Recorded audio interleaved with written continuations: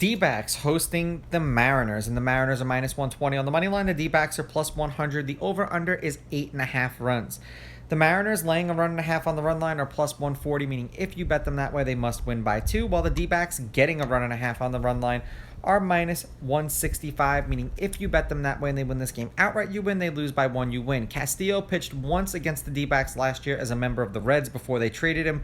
7 innings, 3 runs, 3 earned. They lost that game 7-4 in Arizona. He struck out 6 in that game. The Mariners have lost his last 3 appearances. They are 3-7 as a team in his last 10. He's averaging 6 innings pitched and 6.6 strikeouts per game in those games. In his last 5 specifically, they are 2-3. He's got an ERA of 2.4. He's averaging 6 innings pitched. His last game, he had 2 earned runs and struck out 9. The game before that was 3 earned runs and struck out 11. The game before that was 3 earned runs and struck out 5. The game before that was no earned runs and struck out 3. And the game before that was 4 earned runs and struck out 6. So the fact that they're losing some of those games and he's pitching as well as he was is kind of remarkable. Now for Kelly, he didn't pitch against the Mariners last year or this year. They are 7-3 as a team in his last 10. He's averaging 6 innings pitched and 6.3 strikeouts per game in those games. They're 3-2 in his last 5 meetings. He's got an ERA of 2.6. He's averaging 6 innings pitched in his last 5 games. He had 1 earned run and struck out 5, 5 earned runs and struck out 2, 1 earned run and struck out 7, 3 earned runs and struck out 7, 3 earned runs and struck out 5. So you may want to keep an eye out on the K line for both of these guys. I assume Castillo is probably going to be like in the 6.5 neighborhood.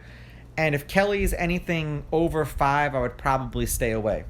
Head-to-head, the road team is 8-2. The Mariners are 7-3. The underdog is 6-4 on the money line.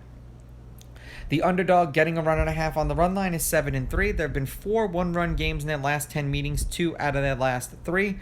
The under is hitting their last 2, although the over is 8-2 in their last 10, and the over 8.5 runs is also 8-2. The 2 games they've played against each other this year, the Mariners took the first one 5-2, and then the D-backs took the next one 4-3. The Mariners are 3-1 in their last 4, 5-5 in their last 10.